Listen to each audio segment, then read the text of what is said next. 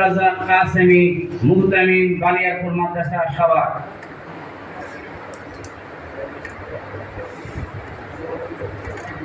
আসসালামু আলাইকুম ওয়া রাহমাতুল্লাহি ওয়া বারাকাতুহু।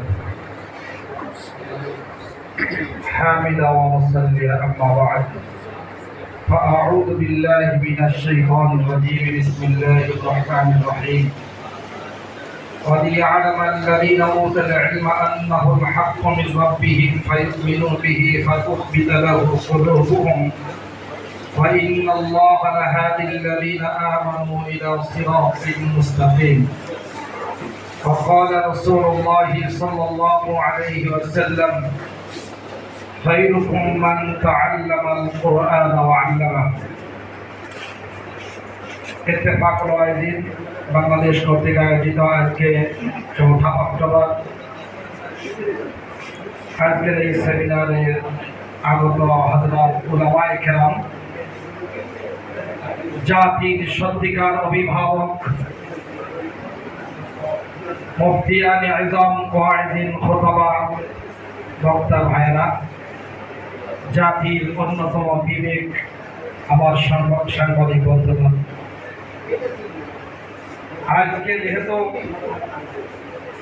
ওয়াইজদের করণীয় সম্পর্কে এই শীর্ষক আলোচনা, আমাদের বড়রা অনেক উলামায়ে কেরাম এখানে এসেছিলেন, অনেক ভাইরাও ছিলেন, পর্যায়ক্রমে আলোচনা করে চলে গেছেন। যদিও আমাদের দৃষ্টিতে মনে হচ্ছে অল্প মানুষ, কিন্তু প্রত্যেকের পিছনে লক্ষ লক্ষ শ্রোতা রয়েছে। এখানে এমন কিছু ভাইয়েরাও বয়ান করে বক্তব্য পেশ করেছেন, এদেশের কোটি কোটি মানুষ যাদেরকে চিনে।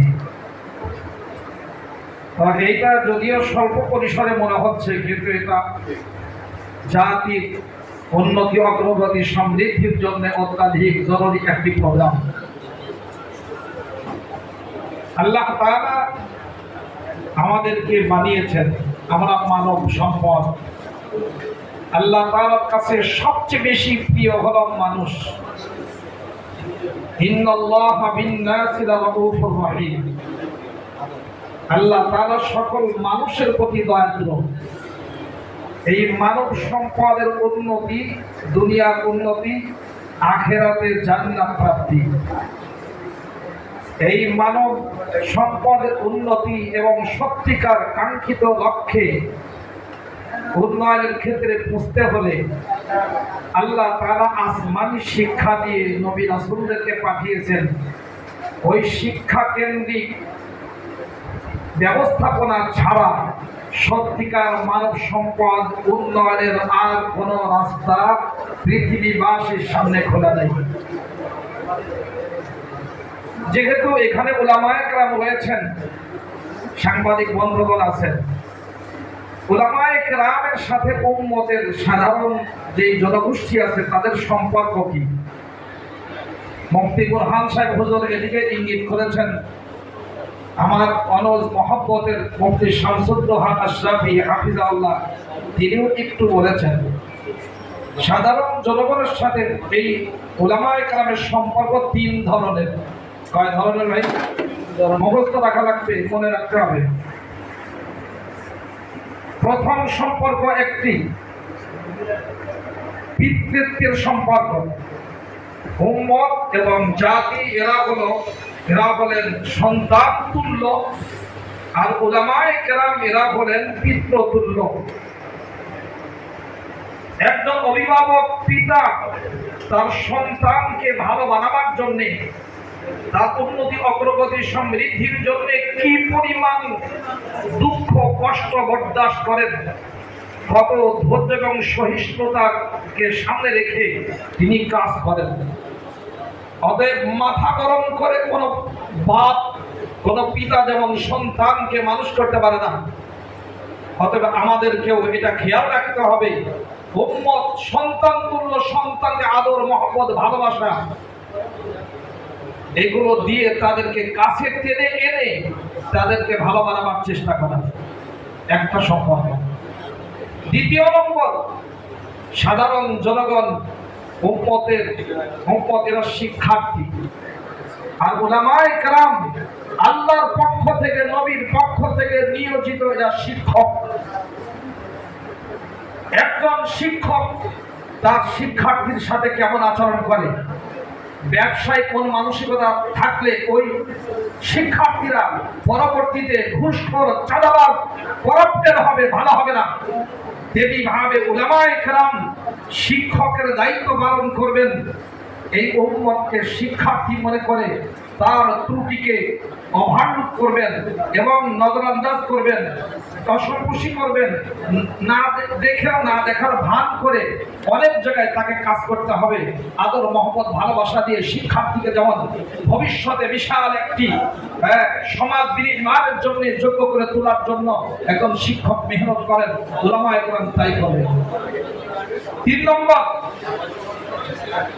উম্মত এরা হলো রোগী, আর উলামায়ে কেরাম হলেন রুহানি আধ্যাত্মিক ডাক্তার। যেটা মুফতি বুরহান সাহেব হুজুর হাফিজাহুল্লাহ বলেছেন, একজন ডাক্তার রোগী যদি পায়খানা করে দেয়, খারাপ ব্যবহার করে, ডাক্তার বিচলিত হন না, তাকে হাসপাতাল থেকে বের করে দেন না, চেম্বার থেকে বের করে দেন না, বরং তাকে সুস্থ করবার জন্য যতটুকু তার মেধা যোগ্যতা আছে এইগুলো খাটিয়ে চেষ্টা মেহনত অব্যাহত রাখেন। অতএব জাতি যদি ক্ষরধার রোগী হয়, ডাইনে বামে বিভিন্ন দলে বিভক্ত হয়ে যায়, বিভিন্ন ধরনের খারাপ গুণে গুণান্বিত হয়ে সমাজ দেহকে ক্যান্সারে রূপান্তরিত করার জন্য অগ্রসর হয়, তাহলে আধ্যাত্মিক ডাক্তার হিসাবে উলামায়ে কেরাম ব্যবস্থা নেবেন। যেখানে যেই ব্যবস্থা নেওয়া দরকার তা নেবেন হিকমতের সাথে, যেটা কোরআন বলছে। তাহলে উম্মতের সাথে, জাতির সাথে আমাদের 3 ধরনের সম্পর্ক: পিতৃত্বের সম্পর্ক, শিক্ষকতার সম্পর্ক এবং আধ্যাত্মিক ডাক্তার হওয়ার সম্পর্ক। এই সম্পর্ক যদি আমার আপনার অন্তরে থাকে, তাহলে আমার আচরণ অবশ্যই নিয়ন্ত্রিত হবে, লাগামহীন হবে না। আমাকে দায়িত্বশীল হতে হবে, তখন দায়িত্ব জ্ঞানহীন এবং দায়িত্বহীন আচরণ সে করবে না।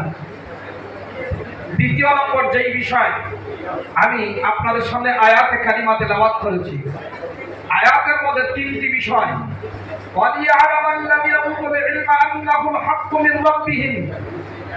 এক নম্বর, আল্লাহ তাআলা বলেছেন যাদেরকে ইলম দেওয়া হয়েছে, আলেম, এরা যেন জেনে নেয়। অজানাকে জানার নাম ইলম। অজানাকে জানার নাম কি? ইলম।